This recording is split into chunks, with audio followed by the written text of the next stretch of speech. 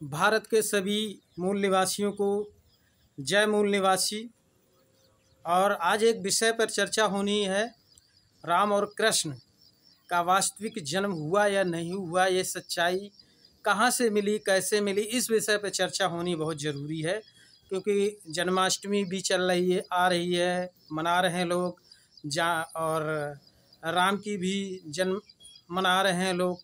तो क्या सच्चाई क्या है इसमें, थोड़ा जानने की इस पर आज मैं अपने तर्क संगत, ऐतिहासिक और प्रमाण साक्ष्य जो पुरातत्व विभाग या इतिहास में क्या है, इस विषय पर चर्चा करेंगे। क्या कृष्ण का जन्म कहीं पुरातत्व विभाग के द्वारा कोई ऐसा साक्ष्य शिलालेख मिला अभी तक कि वास्तव में कृष्ण कब पैदा हुए, या जो कृष्ण है तो ऐसा तो नहीं, कृष्ण को जो कथा बना दी गई है, कहानी बना दी गई है, तो कहीं ऐसा तो नहीं कहीं दूसरी जगह से उठाई गई है। क्योंकि अभी तक कृष्ण का कोई भी साक्ष्य पुरातत्व विभाग से नहीं मिला और इतिहास ने भी स्वीकार नहीं किया कि कृष्ण नाम का कोई देवी देवता भगवान पैदा हुआ। ये इतिहास में कहीं लिखा नहीं। इतिहासकारों और इतिहास दोनों चीज़ अलग अलग है, इस चीज़ को समझिएगा। इसी तरीके से राम का जन्म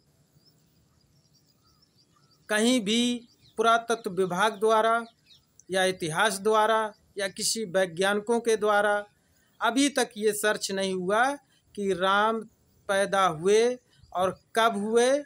ये कहीं भी साक्ष्य नहीं मिला, ना राम को कहीं इतिहास में लिखा गया, ना इतिहास ने प्रमाणित किया, साक्ष्य किया, ना ऐतिहासिक कोई प्रूफ मिला।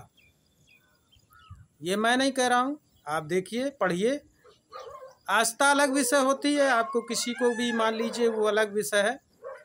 और दोनों जगह पर जब राम का मंदिर बन रहा था अयोध्या में, जहाँ राम जन्मभूमि लोग कहते हैं, वहाँ जब खुदाई हुई तो उसमें आप लोगों ने देखा कि बुद्ध की प्रतिमाएं और अशोक स्तंभ मिले। इसी तरीके से शायद आप लोगों को पता हो कि मथुरा में जब खुदाई हुई, कहीं भी कृष्ण की प्रतिमा या कृष्ण का लेख या कृष्ण से संबंधित कोई प्रमाण साक्ष्य नहीं मिला। वहाँ भी जब खुदाई हुई थी तो वहाँ मिला था बुद्ध की प्रतिमाएं। तो कहीं ना कहीं हम लोगों के साथ जो यहाँ भारत के मूल निवासी हैं, हम लोगों को जातियों में बांट दिया गया है और अलग अलग भगवान हमें थोप दिए गए हैं।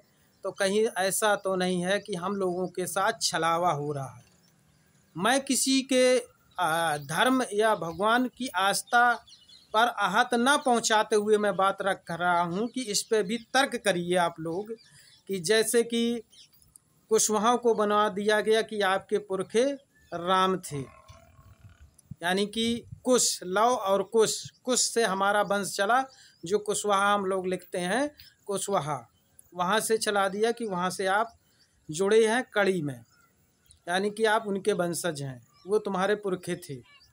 इसी तरीके से यादवों को जोड़ दिया गया, यादवों को भी जोड़ दिया गया कि तुम कृष्ण के तुम्हारे पुरखे थे, तुम कृष्ण वंशज हो। तो कहीं ना कहीं ऐसा तो नहीं कि इसमें भी गोलमोल किया हो। ये चीज़ को हम लोगों को समझने की ज़रूरत है, चाहे यादव समाज के हों चाहे कुशवाहा समाज के हों। कुशवाहा समाज के लोगों को तो बाबू जगदेव प्रसाद लेनिन को भी पढ़ना चाहिए कि क्या है बाबू जगदेव प्रसाद कुशवाहा। और यादव समाज को पेरियार ललई सिंह यादव को पढ़ना चाहिए कि पेरियार ललई सिंह यादव क्या हैं। हम नहीं कहते हैं कि आप कृष्ण को या राम को जो मान रहे हैं आप लगातार, मैं उनको ये नहीं कह रहा हूँ कि आप उनको मानिए या ना मानिए। मैं इस विषय पे चर्चा, मैं अपनी बात को रख रहा हूँ कि जरा आप बाबू जगदेव प्रसाद को पढ़िए। चलिए बुद्ध और अशोक को छोड़ दीजिए, बाबू जगदेव प्रसाद को कुशवाहा समाज पढ़ ले और यादव समाज पेरियार ललई सिंह यादव को पढ़ ले। पढ़िए तो कम से कम उसमें पढ़ने में क्या है, उसको मानिए ना मानिए, पढ़िए।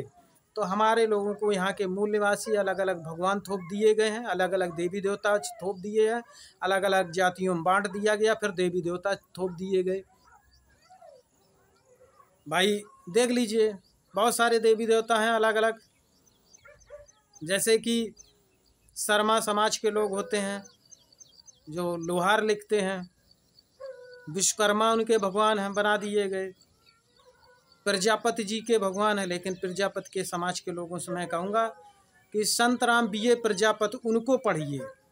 चौरसिया समाज के शिवदयाल चौरसिया समाज के हैं, उनको पढ़िए।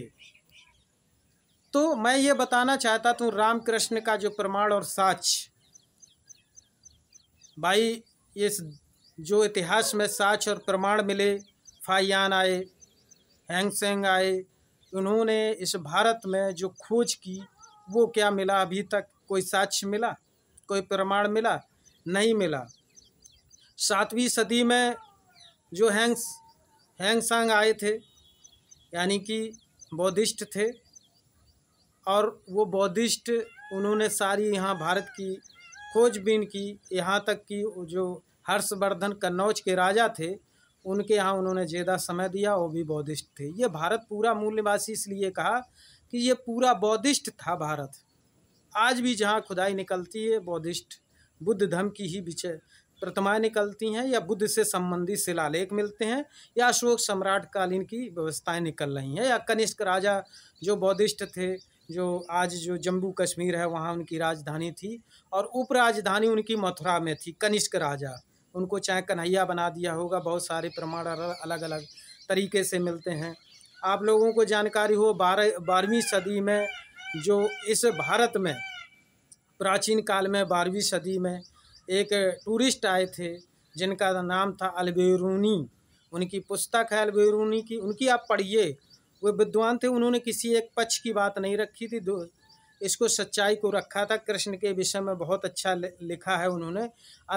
अल्बेरूनी, समझिएगा, उनका नाम अल्बेरूनी था, और गूगल पर डालेंगे तो वो निकलेंगे। फिर आप जो कृष्ण के भक्त हैं, कृष्ण को मानने वाले हैं, वो ज़रा ज़रूर पढ़ें, क्योंकि इसमें तार्किक और जो सच्चाई उन्होंने देखी उस समय की ये है। ये लगभग 11वीं सदी या 10वीं सदी की प्राचीन काल का समय रहा होगा, उस समय की है उनकी। उन्होंने जो है अपने हाथ से वो प्रैक्टिकल लिखी है, इसको आप ज़रूर पढ़िए।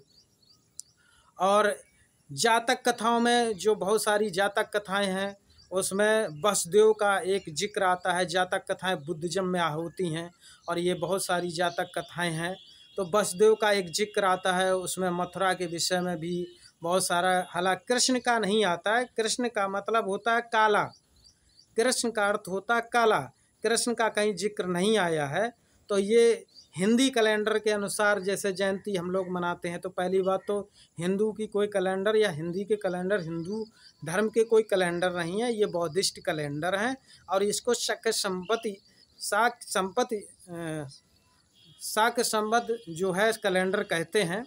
और ये कैलेंडर लगातार हम लोग आज से नहीं, पहले से बुद्धिज्म वालों ने ही तैयार किए थे, लेकिन आज इसको हम लोगों के साथ घपला करके इसको अपना कैलेंडर, अपनी व्यवस्था बना लिए। बहुत सारी इस भारत में व्यवस्थाएं रही हैं जो अपनी बना ली हैं। और एक विष्णु धम्म पुस्तक है, और उस पुस्तक में बहुत सारी चीज़ें मिलेंगी, और जहाँ धम्म वाली बात आ जाती है तो वहाँ बुद्धिज्म से संबंधित होता है। वो विष्णु हो या इंद्र हो, इंद्र में जातक कथाओं में बुद्धिज्म में इंद्र का भी जिक्र आया है, इंद्र का भी जातक कथाओं में। लेकिन यह है जो काल्पनिक अन्य चीज़ें बना के देवी देवता रख दी हैं, ये बिल्कुल नहीं। उसमें तर्क संगत और जो सच्चाई है कि जिन्होंने क्या किया, कथाओं में, जातक कथाओं में बहुत सारा मिलता है, बहुत सारे नाम मिलते हैं बुद्धिज्म में। और इसी तरीके से कहीं हम लोगों के साथ छलावा तो नहीं हो रहा है। साथियों, मैं यही कहना चाहूँगा कि आप लोग जयंती मना रहे हैं धूमधाम से, तो हम लोग कहीं ऐसा तो नहीं कि आपस में बंटवारा हो रहा हम लोगों का और मज़े दूसरे मार रहे हैं, पाखंडी लोग मज़े मार रहे हैं। यादव कुशवाहा से ना मिले, कुशवाहा यादव से ना मिले, और ओबीसी एससी एक दूसरे से संबंध ना रखें, क्योंकि हम लोगों को भगवान देवी देवताओं अलग अलग जातियों के साथ इसमें भी बांट दिया। और हम अपना गर्व करते करें, नहीं मैं कृष्ण वंशी हूँ, हम कहें हम कुछ राम के वंशज हैं, और अपने आप में घमंड करते रहें और सच्चाई को ना जान पाएँ, तो भारत के मूल निवासी जो भारत के राजा महाराजा रहे और हमारी जो इतिहास रही, उसको सभी मूल निवासी इस भारत के सभी जातियों को पढ़ने की ज़रूरत है, समझने की ज़रूरत है। अभी तक कहीं भी साक्ष्य नहीं मिला कि कृष्ण नाम का कोई देवी देवता भगवान पैदा हुआ है, कोई साक्ष्य नहीं मिला, और न राम का कोई साक्ष्य मिला। और ये मैं नहीं कहता हूँ, ये आप सर्च करिए और जानकारी करिए। ना तो पुरातत्व विभाग ने अभी साबित किया कि शिलालेख मिले या उनके कोई अभिलेख मिले, और ना ही अभी तक ये साबित हुआ है कि कहीं भी राम के कोई साक्ष्य मिला, प्रमाण मिलता कि कब पैदा हुए, कहाँ पैदा हुए, कोई साक्ष्य इतिहासकारों ने भी इतिहास में कहीं साक्ष्य नहीं दिए। ये मैं रंगबाजी से कह रहा हूँ, ये ध्यान रखना, आप डर के नहीं कह रहा हूँ, ये बिल्कुल सच है। मानना और जानना और इतिहास की बात अलग विषय होता है। मानना तो किसी को मान लो, गोबर को गणेश बना लो, सुअर को भगवान बना दो, वो अलग विषय है, ठीक है। और सुअर पालने वालों को इंसान भी ना समझो, ये अलग विषय है। और हेंग सांग फाहियान अपनी पुस्तकों में लिखते हैं कि जो यादव लोग थे वे सारे बौद्धिस्ट थे, ये इन्होंने बहुत सारे स्तूप बनवाए। मैं नहीं कह रहा हूँ, 8वीं सदी में महंत थेरे थे, उन्होंने ये बात बताई है। 8वीं सदी में आए थे, महंत थेरे थे, एक बौद्धिस्ट, ठीक, उन्होंने बताई है। और यहाँ का राजा जो था उसका नाम था कांसिक राजा, यानी कि मथुरा का कांसिक राजा था। चलिए, बहुत बड़ा वीडियो हो रहा है, इसी के साथ मैं आगे आप लोगों को फिर जानकारी देता रहूँगा। और आप लोगों से फिर मैं पुनः कहूँगा कि यहाँ के भारत के मूल निवासियों, आप लोग ऐसे मत फंसिए। आप लोग, अब हम लोग पढ़ रहे हैं, जान रहे हैं, क्योंकि हमें कहीं ऐसा तो नहीं पाखंडियों ने भगवान के नाम पर ठगा है और हमें अलग अलग बांटा है, जिससे हम गर्व करते रहें कि नहीं, हम जो है इस हमारे पुरखे थे, मैं श्रेष्ठ हूँ। इसलिए आप लोग आपस में हम लोग एक भाईचारा बनाएं और मूल निवासी इतिहास को पढ़ेंगे, तभी भाईचारा बनेगा।